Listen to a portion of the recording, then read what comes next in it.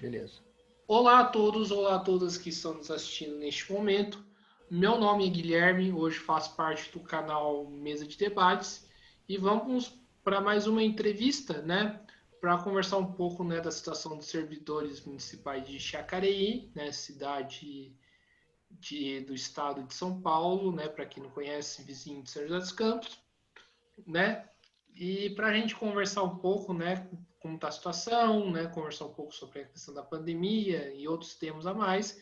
Esse, né, que é o vídeo de número 200 do canal, né?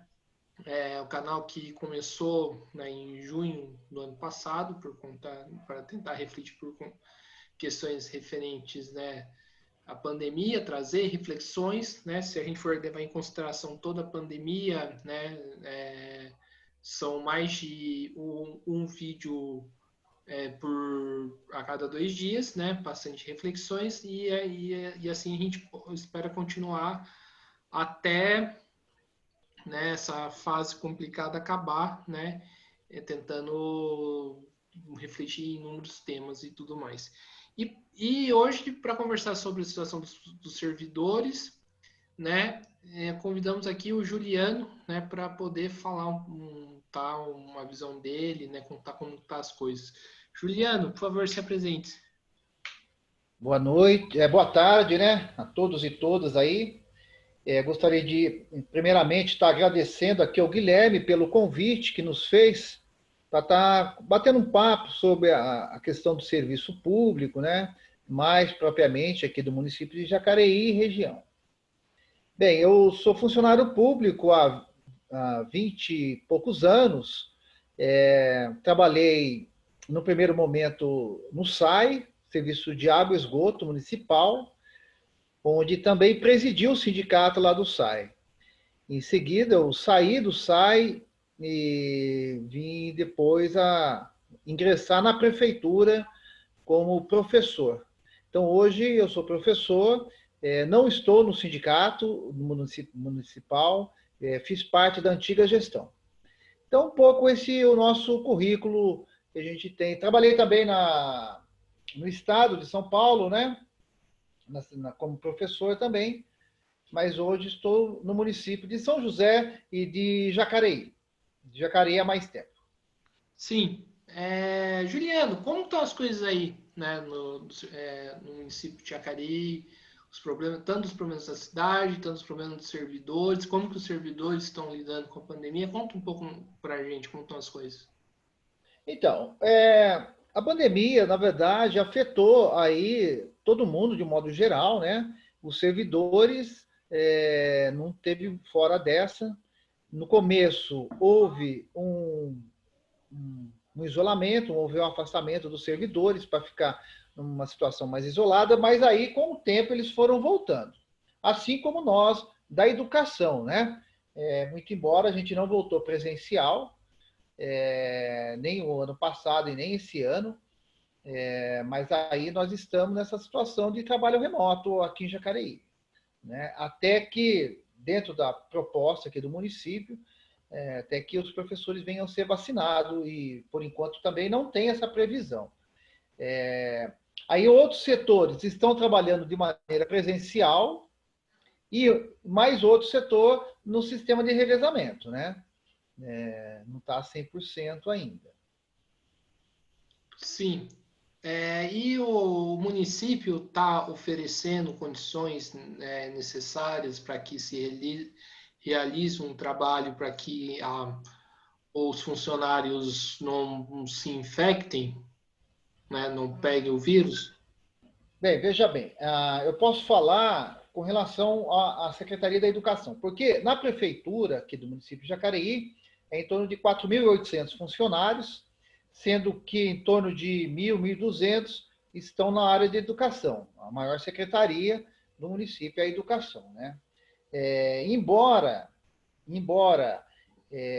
foi positivo essa proposta da prefeitura, onde a gente não voltou presencialmente, até que todos os profissionais da educação sejam vacinados, por outro lado, nós tivemos outros grandes problemas, porque com o sistema de ensino remoto, nós tivemos que ampliar nossa capacidade de atuação, né? Sendo que a prefeitura não deu esse suporte. Tivemos que ampliar a nossa capacidade de internet, de recursos tecnológicos, e é aquilo que eu falei, a prefeitura não deu esse suporte para que a gente sustentasse esse tipo de trabalho. Ao contrário, né? Ao contrário, o ano passado, por exemplo, data pela qual a gente teria a reposição da inflação lá de 2019, né, nem de 2020, que é garantido pela lei orgânica do município, que todo ano o município precisa fazer a reposição da nossa perda salarial, considerando a inflação oficial, que no ano passado girou em torno de 3,4, 3,5 por aí. Não tivemos essa reposição. Então, para a gente, tem sido um sacrifício muito grande a continuar mantendo a educação da maneira como nós estamos, né? Praticamente com recursos próprios, né? Então, essa dificuldade tem sido muito grande. Também, além da falta da reposição, houve um projeto em 2017 do prefeito Isaías Santana, do município, onde estaria elevando a referência salarial de todos os profissionais do município, em torno dos 4.800 funcionários. Ele cumpriu a primeira parte, deficitária, deixando alguns cargos de fora, né? Os profissionais aí de ensino fundamental. Cumpriu a segunda parte, também parcial, com os profissionais de ensino médio. E quando chegou nos profissionais de graduação, ele acabou não cumprindo, entre os quais a área de educação. A nossa faixa salarial era para ter mudado, não mudou. Não tivemos a reposição da inflação e, além do mais, nós tivemos perda salarial diante da inflação, mas também com a reforma da Previdência que nós tivemos no município, passando de 12,95% de desconto da nossa folha, pulando para 14%. Então, foi um prejuízo muito grande, né, para toda a categoria, especificamente para a educação, onde nós não tivemos reposição, não tivemos a mudança de referência e tivemos que aumentar a nossa capacidade de trabalhar, né? Temos trabalhado além daquilo que é programado, porque no trabalho home office, ao contrário do que as pessoas pensam, nós trabalhamos mais, né? A dificuldade de se trabalhar é muito maior. Então, esse é um pouco o quadro que nós vivemos aqui com relação à pandemia. Sim, e de modo geral, né, como que a prefeitura vem saindo, né, em relação a esse combate, né, ao enfrentamento contra a pandemia, ao enfrentamento contra o vírus? Como que você avalia? Aqui em São José, por exemplo, a gente vê a postura de um prefeito que está muito mais preocupado em abrir o comércio, inclusive falando que a perca de um comércio é pior que a perca de um ente querido, né? Uma fala que eu particularmente considero também um absurdo, né? E aí em Jacareí? O prefeito mantém a mesma linha do Felício? Como que está a situação? Inclusive, acho que seria interessante você colocar também quantas pessoas que já perderam a vida em Jacareí, quantos infectados, como está a situação dos hospitais e tudo mais. Então, hoje eu não tenho esses dados aqui em mãos para estar te colocando, mas mais de 300 pessoas já perderam a vida, né? O que a gente costuma dizer é que, embora Jacareí, São José e o Vale, aí, de uma maneira geral, sejam administradas pelo PSDB, né? Uma administração que deu sustentação e continua dando sustentação para o governo federal, mas em Jacareí, o prefeito, do nosso ponto de vista, ele segue mais a linha do Dória. E em São José, o Felício segue mais a linha do Bolsonaro. Então, a agravante, penso eu, em São José, é maior nesse sentido, né? Porque é uma linha completamente negacionista que tenta, de todas as maneiras, forçar a barra, muitas vezes fazendo joguete, né? Como esse último, que ele tentou aí derrubar a fase vermelha, né? Voltando para para laranja, mas aí acabou caindo novamente, né? Até na questão judicial. Então, em Jacareí tem um pouco isso, né? Mas a forma de atuação no combate à pandemia tem sido limitada, né? Porque não se tem um corpo de multiprofissionais que possa atuar de maneira mais eficiente, né? Sem a testagem, sem isolamento, sem o monitoramento, né? Da mesma maneira que tem seguido aí os municípios. Que nós sabemos que tem municípios que adotou outras políticas, independente do governo federal, que é possível ter adotado, né? Como isso que eu citei, como a questão dos testes, da testagem, questão de isolamento, propiciar um isolamento mais efetivo. E aqui é o problema, né? Assim como no país como um todo, nós pecamos duplamente, né? Lá no começo, onde já se tinha experiência de outros países, que estavam sofrendo com a pandemia e, dentro da orientação dos governantes, nós não aprendemos isso e fomos avançando, e hoje nós estamos nesse caos que nós estamos chegando, né? Um país que a pandemia está subindo em torno de 11%, enquanto no resto do mundo está caindo 6%. Eu acho que os municípios, de modo geral, têm autonomia para, de repente, estar tendo um outro encaminhamento, né? Mas o fator principal é no governo federal, de fato, que a dificuldade para o município também estar aí arcando com todas as consequências que vêm sem o respaldo do governo federal é muito difícil. Agora, caberia sim aos prefeitos fazer uma pressão em cima do governo do estado e do governo federal para que isso tivesse um efeito de contenção maior do que está tendo hoje. Então, a gente percebe que existe esse apadrinhamento, existe esse tipo de política em que ninguém quer se dispor com ninguém para continuar tocando o barco da maneira como é possível. Então, você considera que, né, essa disputa política, principalmente essa rixa política entre governo federal, Bolsonaro, e governadores atrapalha muito no combate à questão do coronavírus? Com toda certeza, né? E a gente percebe também, o Guilherme, que é isso. Essa disputa que existe na esfera estadual e municipal acaba reverberando nas diretrizes que os governos municipais vão estar adotando, né? Seguindo determinadas linhas. Agora, a gente vê esse problema, sendo que deveria estar tendo um sistema de contenção da contaminação muito maior, deixando de lado um pouco essa disputa política, né? A gente vê aqui no governo Dória também fazendo a mesma coisa, né? Essa politicagem com vacinação, e por outro lado, no governo federal, ele se nega totalmente a expandir o processo de vacinação, o processo de testagem, de contenção. Porque também a gente precisa lembrar isso, né, Guilherme? Não vai ser só a vacinação que vai estar resolvendo, sobretudo nas condições que nós temos hoje, com essas variantes que têm aparecido por aí. Agora, essa questão que acontece na esfera federal e estadual, com toda certeza, reverbera no município que, muitas das vezes, ficam aí também limitados diante dos repasses, das políticas que vêm para a contenção da pandemia. Sim, em relação à questão, né, da vacina, como que Jacareí, né, está lidando com esse problema? Olha, assim como qualquer outra cidade aí do país, né? Uma vacinação muito precária,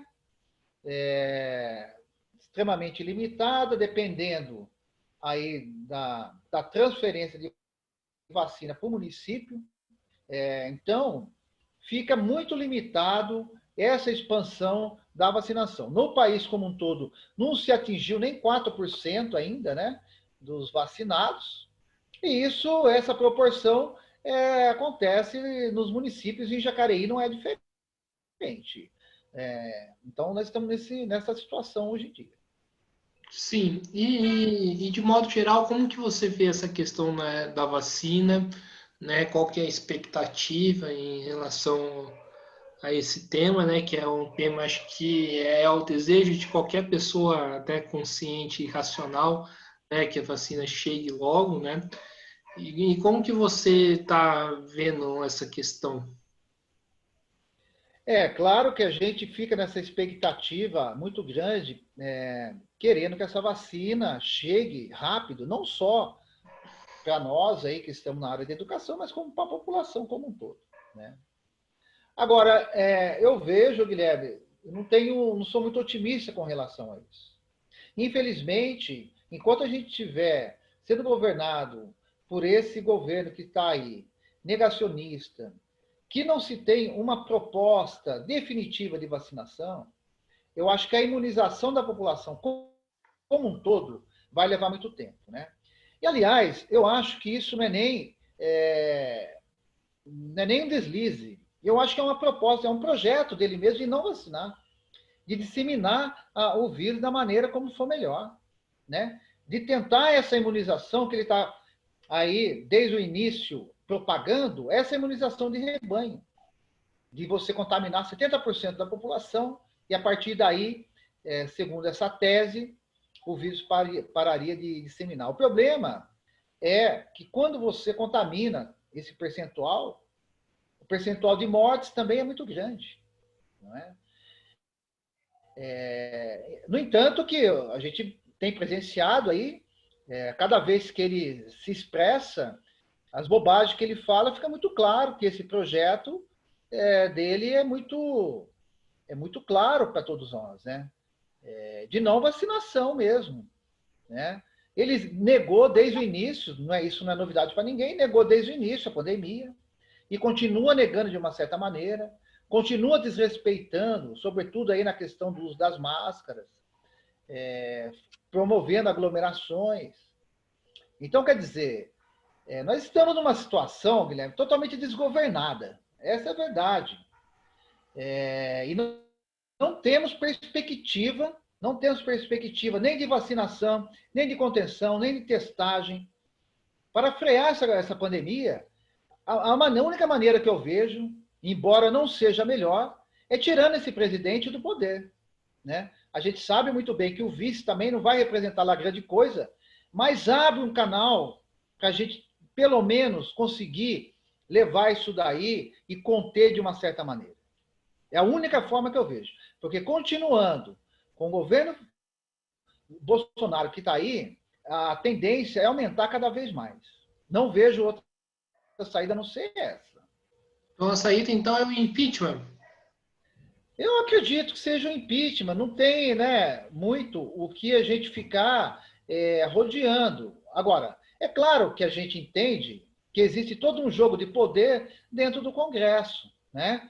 Existe ali grupos que estão interessados em que o presidente vá até o final para sangrar o máximo possível, para lá em 2022, o ano que vem, ter uma disputa aí de setores da nossa da sociedade aí disputando contra ele, né?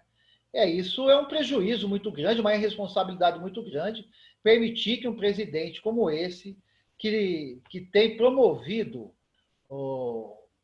essa disseminação da Covid pelo país, continue no poder, né? Então, o caminho, primeiro passo, embora a gente saiba, como eu já disse anteriormente, que não vai resolver, porque também nós temos como vice o Mourão, né? E o Paulo Guedes, que a gente não pode esquecer. A gente, tirando ele, pode se abrir um canal, né? Pode se abrir. Não que vá resolver. E a gente vê, né, o Guilherme, a posição tanto do Mourão quanto do Paulo Guedes, que eles não se expressam muito, eles procuram ficar mais na retaguarda, dando sempre aquele recado, para qualquer coisa eu estou aqui para estar assumindo, né? Se tirarem o presidente, eu estou aqui, sempre tendo uma postura mais moderada, né? E por aí vai. Agora, também a gente vê que essa linha do Bolsonaro não é por acaso, né? É uma estratégia política. Ele não é louco, ele não é burro, ele sabe muito bem o que está acontecendo. Ele sabe onde quer chegar.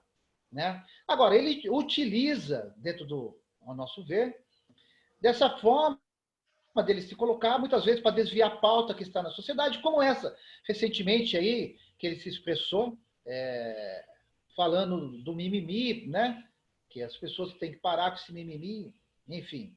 Ele desloca a pauta que está focada num determinado assunto. Então, a gente vê que o caminho é esse, é o impeachment e tentar levar até o ano que vem aí, para ver de que maneira a gente consegue chegar até lá, tentando aí a vacinação para todo mundo, né? E sim, e por que que a gente não pode, por exemplo, é um questionamento, né, que eu tenho, inclusive eu fiz algumas outras entrevistas com uma galera que é ligada ao partido, e eu questionei todos eles, perguntando o seguinte: impeachment, se tira o Bolsonaro e coloca o Mourão, não seria a melhor solução, por exemplo, tirar o Bolsonaro e o Mourão?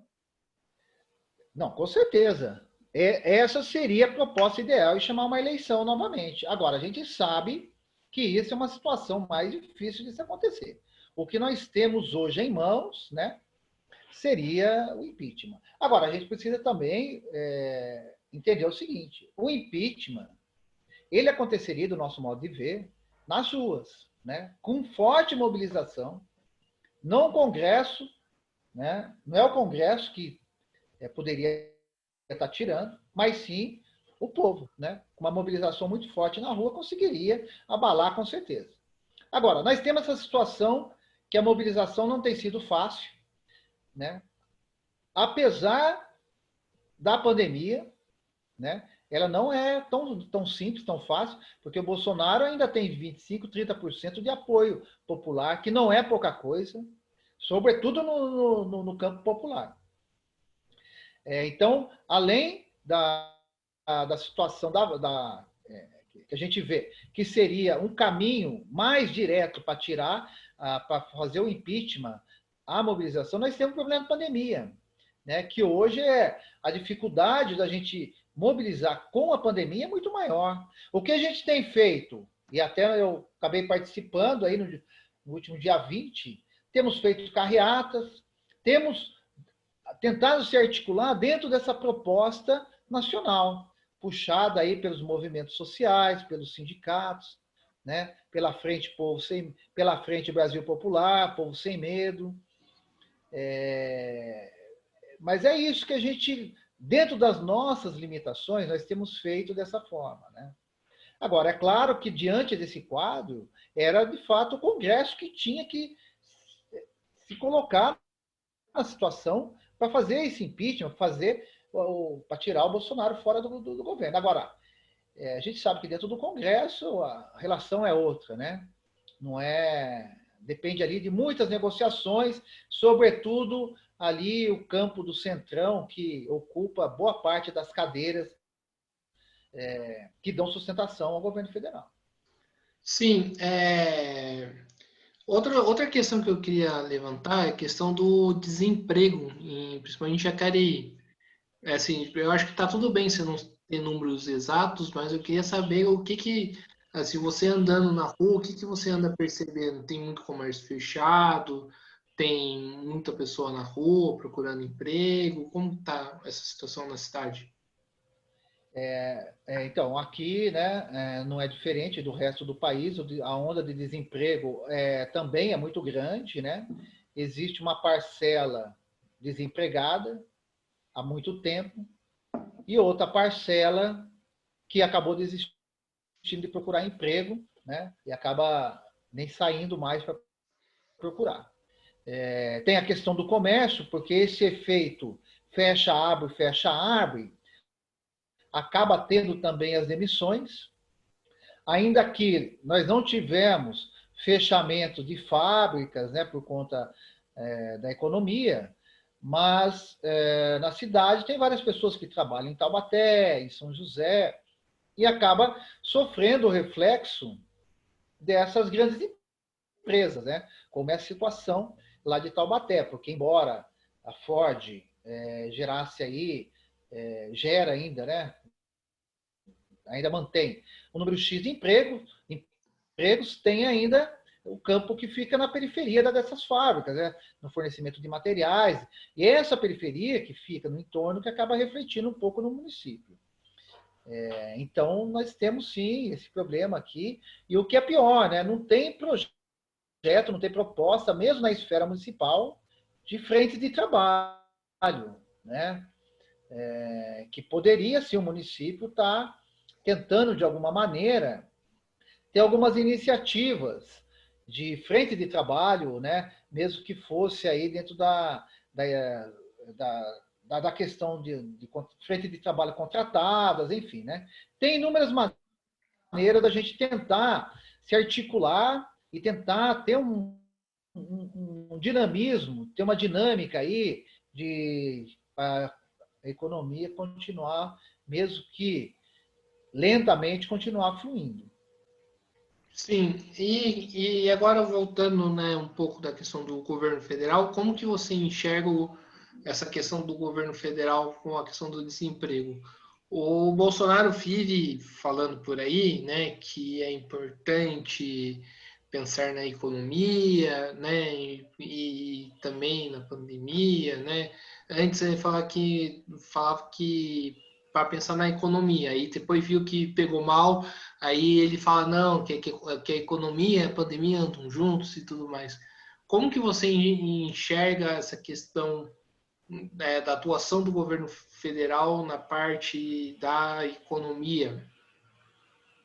Olha, o governo federal, na verdade, é um verdadeiro desastre em todos os campos.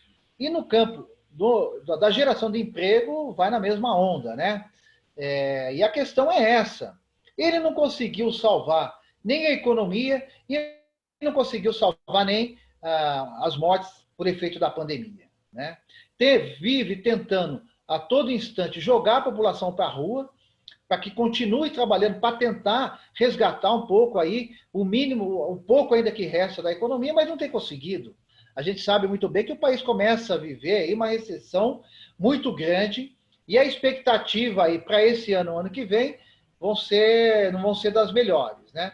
A gente vê que ele não tem projeto nenhum em todas as áreas, nem na área da saúde, nem na área da educação, muito pelo contrário, tenta a todo instante ficar fazendo chantagem, tentando colocar aí o auxílio emergencial em troca de retirada de verba da educação e da saúde. A gente sabe que tudo isso é uma chantagem para tentar provocar, promover o terror na cabeça da população, né?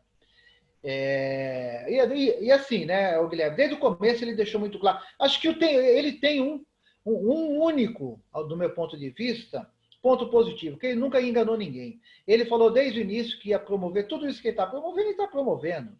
Essa onda de desemprego que está vindo e já estamos aí vivendo é muito grande. E lá no começo ele falava: ou vocês querem emprego ou vocês querem direito. A gente quer emprego e direito, no salário de fome que a gente já vive, se retirar o mínimo que se tem, a gente não sabe onde que vai parar. E com tudo isso, essa avalanche que está vindo, promovida por ele, sobretudo, já tem retirado muito dos nossos direitos, né? Como foi a reforma trabalhista lá o ano passado, a reforma da Previdência, e já está vindo outras reformas aí pela frente. Do nosso modo de ver, o governo Bolsonaro ele tem um projeto muito claro que é de destruição da própria República, né? Então, isso é muito grave. A gente não sabe o que vai sobrar depois de que ele sair dessa cadeira onde está ocupando. E sim, eu queria que você falasse um pouco, né, para a gente fechar essa primeira parte e ir para a próxima, dos outros problemas que existem na cidade de Jacareí. O que você vê, né, que na cidade, tanto na questão da parte de moradia, tanto na questão da parte da infraestrutura da cidade, né, principalmente como anda a saúde de Jacareí, né? Eu queria que você falasse um pouco, né, sobre esses problemas que a cidade vive, né, que são problemas que acho que grande parte das cidades do Brasil, ou todas estão vivendo? Então, Guilherme, foi até bom você fazer essa pergunta. Eu moro num bairro que hoje se encontra de maneira irregular, né? Que é o Jardim do Marquês. Na ocasião, a administração passada, lá de 2002, do governo Marco Aurélio, permitiu que fizesse loteamento e foi enrolando, enrolando. O loteador acabou dando calote, tanto no município quanto nos moradores, deixou lá o bairro sem boa parte da infraestrutura, né? Então, nesse primeiro momento, a prefeitura ficou na mão do loteador. Se passaram vários anos, a gente se organizou, montamos lá a associação, ingressamos na justiça e, em 2018, o atual prefeito, Isaías Santana, se comprometeu, montou todo o processo, o projeto de conclusão das obras de infraestrutura, e se passou-se o tempo e hoje também não se concluiu essas obras de infraestrutura, que é o asfalto, canalização de águas pluviais, né? O que a gente percebe? Que o município, na maioria das vezes, independente da linha política que determinada gestão se adota, fica sempre na mão da iniciativa privada. Esse é um vício que, do nosso ponto de vista, tem que criar mecanismos para se romper. Esse fato que eu citei para você, de um pequeno loteamento, isso é muito claro. Isso a gente pode remeter para todas as outras esferas de fornecimento de serviços, como transporte público, que nós temos aqui a empresa JTU, que exerce um monopólio de décadas, tem coleta de lixo. Então, sempre o poder público fica na mão dessas iniciativas privadas. No nosso caso, da infraestrutura, do loteamento, não foi diferente. É a força do poder econômico exercendo sobre o poder público. No primeiro momento, a administração acabou cedendo e o loteador não cumpriu, né, com aquilo que deveria ter cumprido, fornecendo infraestrutura, fornecendo asfalto, que no primeiro momento é função e obrigação do loteador, da iniciativa privada. Aí sobra para o poder público executar. No momento que o poder público vai executar, pela segunda vez fica na mão da empreiteira, que ela não cumpre com aquilo que é contratada, né? Vai empurrando com a barriga, em determinados momentos vai fazendo um aditamento para estar recebendo mais verba, né? E pela segunda vez, a municipalidade fica na mão da iniciativa privada. Então, acho que é um vício que, de modo geral, a gente precisa atuar para romper com isso, porque o que é da esfera pública é pública, o que é da esfera privada é privada. O que acaba acontecendo é que o lucro fica na mão da iniciativa privada e o prejuízo fica na mão do serviço público. Então, esse é um caso pontual que a gente pode pegar e extrapolar para todos os outros serviços da municipalidade, da prefeitura. Sim, você agora, falou... Oi. Pode falar que eu vou... Uhum. Tem um outro projeto que agora está circulando de novo aqui na municipalidade, que é a revisão do plano diretor do município, né? O plano diretor também, para que todos saibam, é um instrumento, né? É um instrumento legal, onde faz o ordenamento territorial de todo o município. E dentro desse projeto de lei, existem as disputas, né? Do poder econômico e da população. E lá em 2018, houve uma tentativa de fazer a revisão do plano diretor, que foi embargada judicialmente, porque continha uma série de vícios, entre os quais a falta de participação popular, né, que é premissa básica para a revisão de plano diretor, para toda a municipalidade, para todo o país. Houve lá uma coisa para inglês ver que se estava fazendo uma participação popular, mas no fundo não estava, e estava sendo legitimado. Esse foi um problema que levou a justiça a embargar a revisão do plano diretor, uma ação movida aí pela Defensoria Pública. Um outro problema foi que o prefeito municipal, Isaías, atrelou a revisão do plano diretor com empréstimo de 240 milhões de reais de um banco mundial. E, além do mais, a revisão estava sendo feita, a tentativa de revisão, numa eleição extremamente tumultuada entre o primeiro e o segundo turno. Então, a participação popular, o fato de promover a participação para estar discutindo o plano diretor, ficou totalmente comprometido.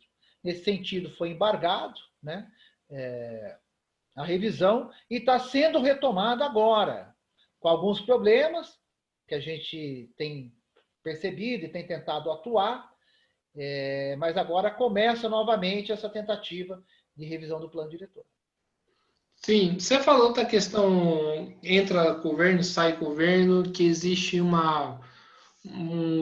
o setor privado se sobrepõe ao setor público, né? A gente sabe, né, que Jacareí teve, né, gestões ligadas ao PT. Essa lógica se manteve nos governos petistas e qual que é a sua avaliação perante a isso? Então, a gente percebe que essa é uma lógica que não depende de partido, infelizmente, né? Poderia-se ter digamos assim, uma força maior dentro de determinada estrutura partidária, mas não tem. Infelizmente, a força do poder econômico é muito maior do que essa esfera partidária. Não houve muita diferença, né? Muito embora a gente reconheça que na administração petista houve alguns avanços pontuais, né? A cidade foi gerenciada de uma maneira um pouco diferente, né? Mas em vários outros setores continuou da mesma forma, né? Como é o caso que eu acabei de citar aqui no loteamento onde eu moro, que foi aprovado na administração petista, foi feito vários acordos com o loteador e a administração não conseguiu barrar o prejuízo que deixou para a cidade, né?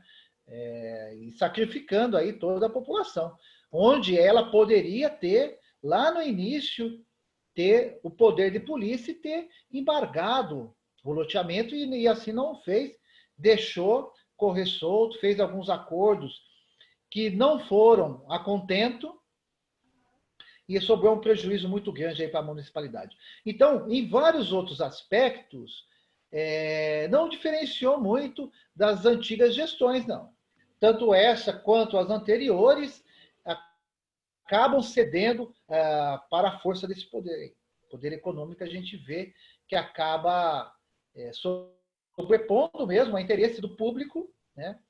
E quem mais sofre com isso é a população, porque a gente, muitas das vezes, somos impedidos de ter essa participação mais efetiva dentro da sociedade. Sim, e como que anda, né? Como que funcionam os processos de mobilizações de trabalhadores e dentro da própria esquerda aí em Jacareí?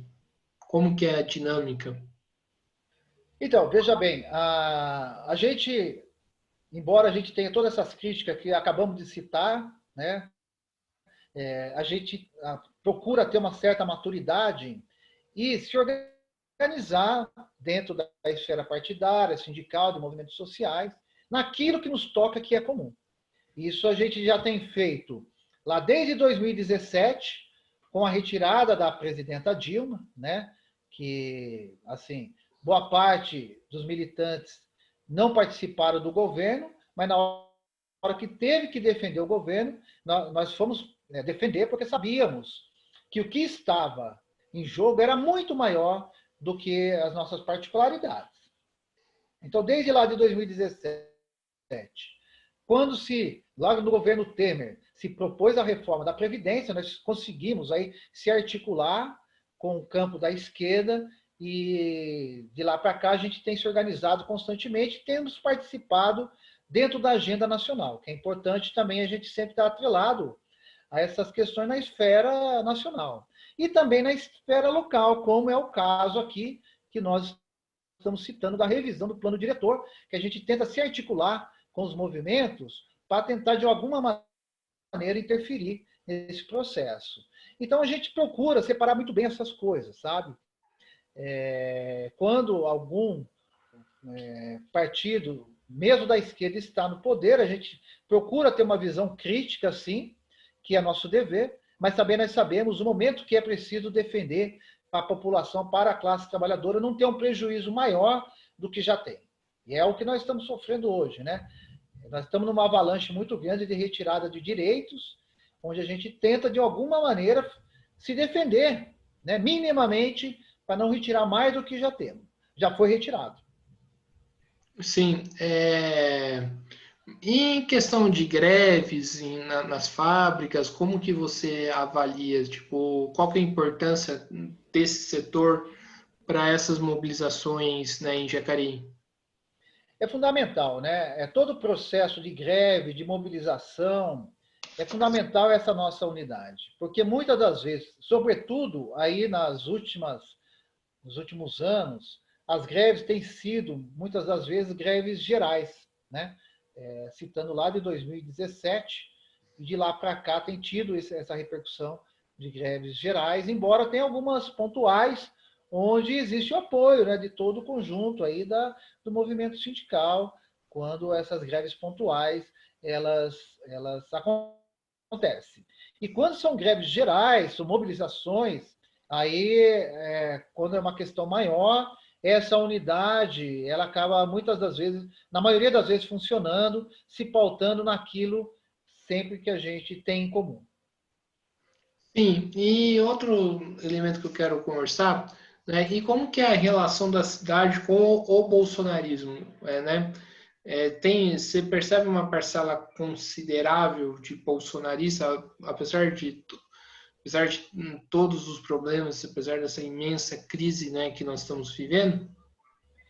Olha, Guilherme, é o que a gente está citando, né? Infelizmente, todas as cidades aí acabou entrando nessa onda, né?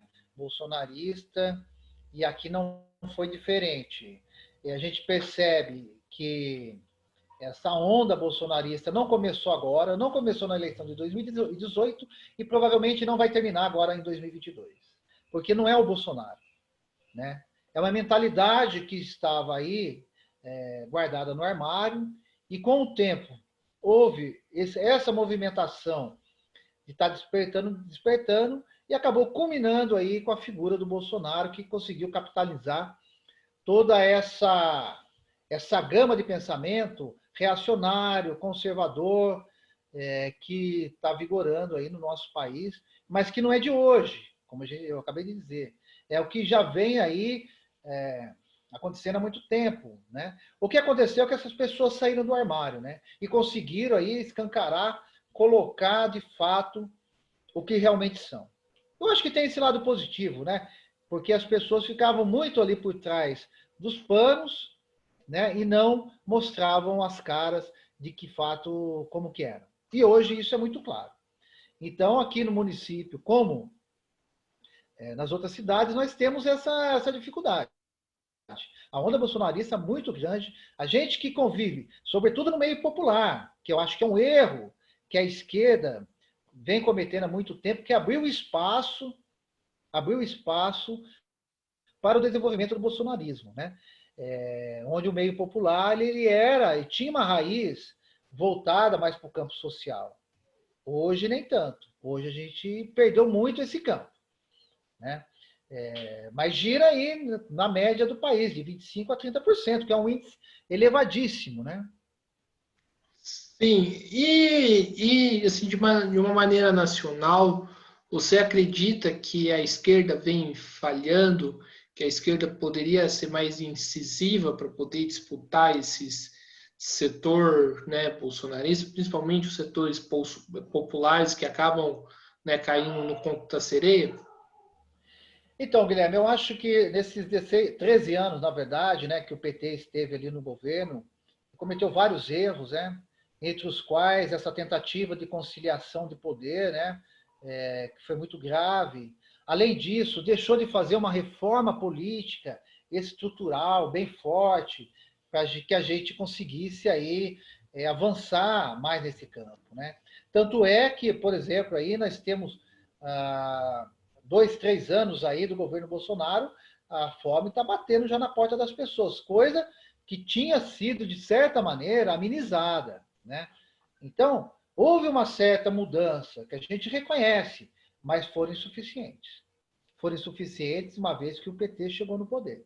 Por outro lado, né, quem não estava, porque a esquerda é muito diversa, quem não estava dentro do governo também não fez aquele trabalho de base, aquele trabalho de formiguinha que deveria ser feito para que a gente não chegasse no momento que nós estamos hoje. Faltou muito trabalho de base. A gente sabia que o PT tinha ido para o poder, mas a gente não poderia ter deixado a base sem esse trabalho. E aí, nessa base é que a coisa foi disseminando, foi crescendo, para chegar onde nós chegamos hoje aí, com um representante maior que é o Bolsonaro. Então, houve essa falha do nosso modo de ver da esquerda, né, que ficou, muitas das vezes, discutindo em salas fechadas, vendo quem estava mais ou menos à esquerda, e esquecendo de fazer esse trabalho nas periferias da cidade, nas comunidades, coisa que lá na década de 80 o PT fez muito bem, né? Conseguiu ter essa grandeza, quando chegou hoje, com esse tipo de trabalho. E a gente precisa sempre lembrar, o Guilherme, não tem como a gente fugir da esfera partidária, da esfera política, sobretudo as pessoas do andar de baixo, né? Então a gente vai precisar sempre estar se organizando via partido, via sindicato, ao contrário da burguesia. A burguesia desse país não precisa de partido. Está aí o Bolsonaro, que navega com muita tranquilidade sem partido. Teve lá o Collor também, com muita tranquilidade, entra e sai de partido, e eles continuarão na política. Agora, nós do andar de baixo, não. A gente vai ter que ter essa estrutura partidária se a gente quiser virar esse quadro. Sim, agora indo, estamos quase encerrando a entrevista, o Juliano, a questão, né,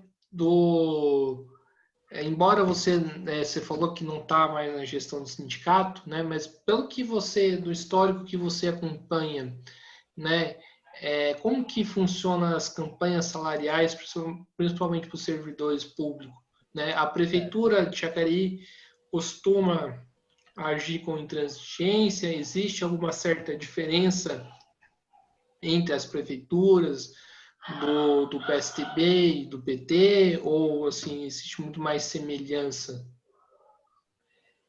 Então, no que diz respeito à questão salarial, infelizmente não há muita diferença. Muito embora a gente reconheça que lá no início da gestão do prefeito Marco Aurélio, a gente estava sem salário e o prefeito conseguiu reaver e continuar pagando salário. Agora, também não dá para a gente ficar só nisso, né? Não paga salário e começou a pagar salário, fez um milagre? Não, não fez. Das administrações petistas quando o PSDB, no que diz respeito à questão salarial, foram as mesmas. No final da administração passada, que foi do governo Hamilton, nós tivemos diversos conflitos, diversas mobilizações, e não conseguimos tirar sequer o que é garantido por lei, porque na lei orgânica do município é garantido que se reponha a inflação do ano anterior. Então, nós estamos em 2021, em tese, teria que repor a inflação de 2020. Isso é lei, né? O governo Isaías do PSDB já não cumpriu o ano passado e provavelmente teremos dificuldade para conseguir alguma coisa esse ano, que é um tremendo de um problema para a gente enfrentar. Com tudo que nós estamos sofrendo, né? E não, provavelmente, se a gente não tiver muita mobilização, muita luta, não consegue nem a reposição, o que é garantido por lei, né? Então, o problema é muito grave que a gente tem enfrentado a cada dia que passa. O nosso poder de compra está caindo, que a gente está aí, a inflação galopando todos os dias, e a nossa reposição salarial não vem acompanhando. E você consegue, né, traçar? Eu sei que isso a princípio pode ser meio abstrato, uma perspectiva tanto para a cidade de Jacareí e também para o Brasil? Olha, Guilherme, é difícil a gente prever alguma coisa, né? a gente costuma falar que à medida do possível a gente tenta ser um pouco otimista, mas é difícil. Eu acho que os municípios acabam refletindo muito a esfera federal, porque os municípios, de modo geral, têm seus limites, depende muito do governo federal e estadual, no que diz respeito a repasse de verbas, né? Porque as verbas oriundas dos impostos municipais são relativamente baixas, percentualmente, né? Não chega a atingir 10% da receita total do município, o que diz respeito lá ao IPTU, ISS, né? Então, são receitas baixas. Então, o município acaba contando muito o que vem com a verba federal. E, no que diz respeito ao governo federal, é isso que nós comentamos. Eu não vejo, assim, nenhuma saída enquanto esse governo estiver aí. Sinceramente, eu não consigo ver perspectiva nenhuma. Eu acho que um caminho que nós temos é esse que nós já conversamos, que é, de fato, afastar, mesmo que não seja por eleição direta, mas pelo menos aí tirando o presidente, já dá para a gente respirar um pouco, né? E em 2022 tentar aí um outro projeto político, sem esquecer, claro, desse ano que vai ser um ano bastante tumultuado, bastante conturbado para nós. Sim, e você falou do ano bastante conturbado, bastante tumultuado. Como que. Eu sei que você não está, né, vendo essa questão dos sindicatos, mas assim, pelo que você acompanha, né, que Uhum. você queira ou não queira da área, como que você vê essa preparação, né, para que os trabalhadores na cidade, para que os trabalhadores enfrentem, né, esse ano conturbado, que virá certamente bastantes ataques, né, contra a classe, bastantes medidas de ajuste?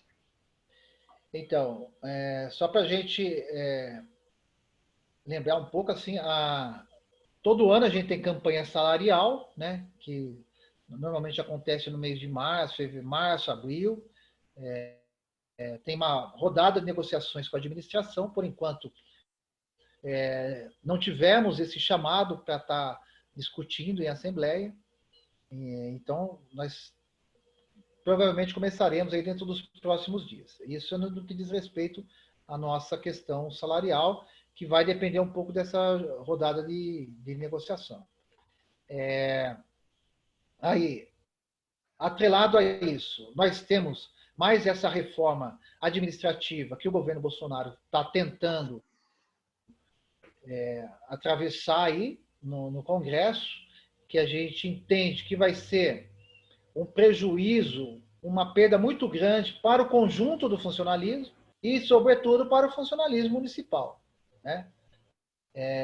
Às vezes a gente acaba tendo reflexo do que acontece aí nas reformas estruturais, como foi a reforma trabalhista e a reforma da Previdência. Que a reforma da Previdência, no primeiro momento, era para iniciativa privada, para o INSS, e acabou reverberando no poder público, que é aquilo que nós comentamos lá no início, e que é o nosso. Tivemos também uma reforma da Previdência no município de Jacareí. E agora tivemos aí o orçamento de guerra do governo federal, que é sobre a pandemia, que retirou, congelou nosso salário, congelou nossa evolução funcional, plano de carreira, e a gente não sabe o que está vindo aí pela frente nesse ano de 2021 com essa nova campanha salarial que a gente vai começar a enfrentar, e vamos ver o que é possível fazer, pelo menos aí um pouco aí das perdas que nós já tivemos.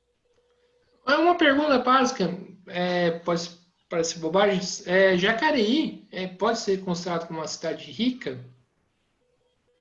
Sim, Jacareí tem um orçamento, se não me engano, aí, 1 bilhão de reais. É relativamente rica, não é assim tão rica quanto São José, não tem grandes empresas que façam um recolhimento muito alto, né? No caso da Petrobras, né?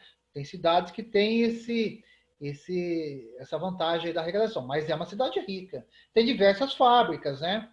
Tem um recolhimento bastante elevado, sim. Digamos, é uma cidade média, né? A Sim. folha de pagamento é uma folha de pagamento baixa, que não chega a 40%, Então, tem 60% aí de arrecadação para estar investindo em obras. Tanto é que o município conseguiu um empréstimo de 240 milhões do governo, do Banco Mundial. Sim, e agora para fechar, o Juliano, de vez, eu queria perguntar um pouco, né, da relação dos ataques, né, com os servidores públicos, né?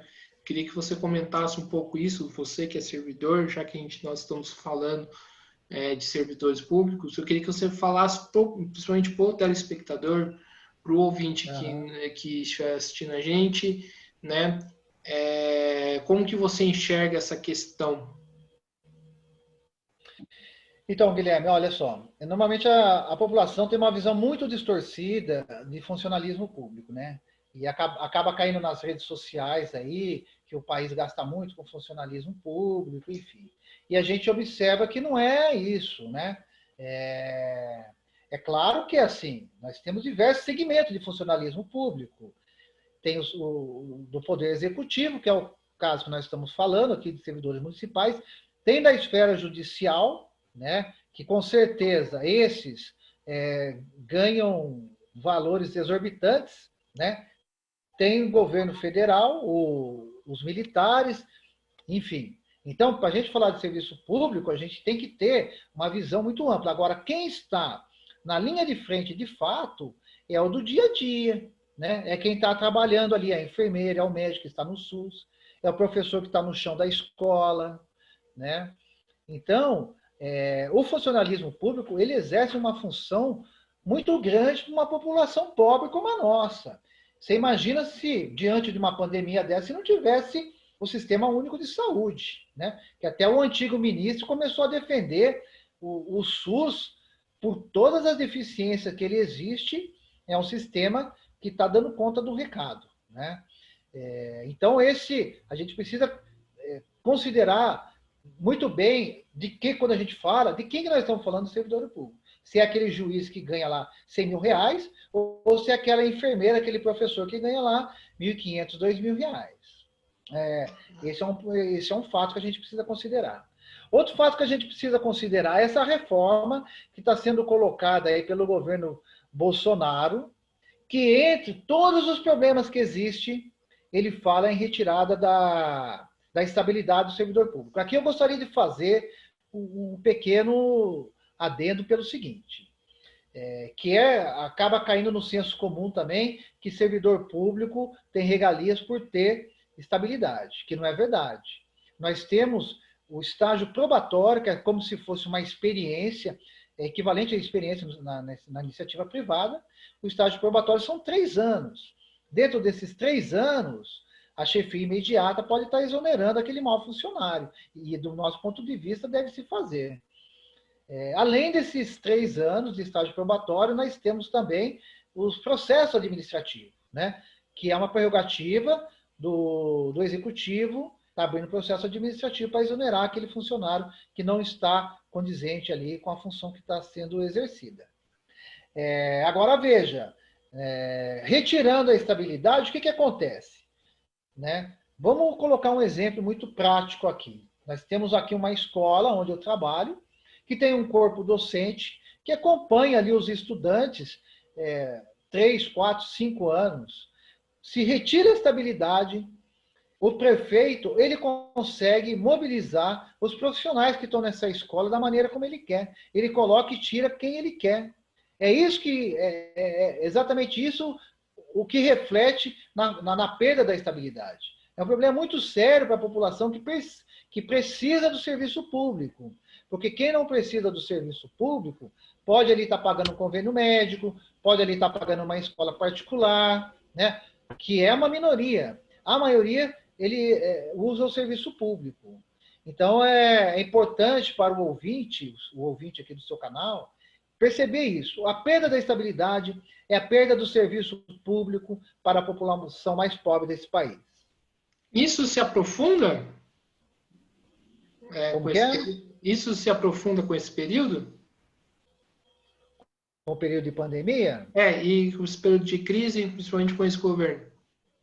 Com certeza, né? Então, o projeto que está sendo sendo colocado nesse momento, a reforma administrativa é justamente isso. Entre todos os outros problemas que tem nesse projeto, é a perda da estabilidade, que se aprofunda na falta de serviço público na ponta lá de quem precisa do serviço. Sim. Juliano, estamos chegando aqui no final de uma entrevista do Mesa de Debates. Primeiramente, quero agradecer por você ter participado da conversa. Foi um bate-papo interessante e um bate-papo bastante importante, né? Espero que consiga, né, assim, trazer uma síntese, né, dos problemas de Jacareí, né? Uma cidade, né?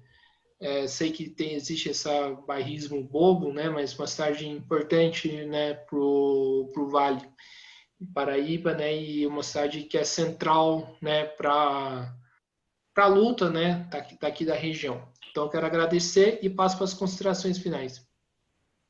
Bem, eu agradeço também, Guilherme, a oportunidade para a gente estar colocando aqui os problemas da cidade, do país, né? Para mim foi bastante gratificante bater esse papo. Espero que os seus ouvintes aí do canal também tenha deixado alguma mensagem aí, que a gente possa aí voltar a conversar novamente. A gente está à disposição, né? A gente vai se encontrar aí nessas lutas do dia a dia. Sim, com certeza. Então, Juliano, mais uma vez quero agradecer. Quero agradecer a você que estiver assistindo esse vídeo. Né? Peço para poder se inscrever no canal Mesa de Debates, curtir no YouTube, né? Curtir outros vídeos que estão sendo produzidos, né? Que foram produzidos e que vão ser produzidos ainda, né? Compartilhar esse vídeo e outros vídeos nas redes sociais e também curtir nossa página no Facebook e curtir a nossa página e seguir a gente no Instagram. Então, Juliano, mais uma vez, muito obrigado a todos e até a próxima, pessoal. Está encerrada mais uma entrevista Mesa de Debates e fique atento à nossa programação. Valeu!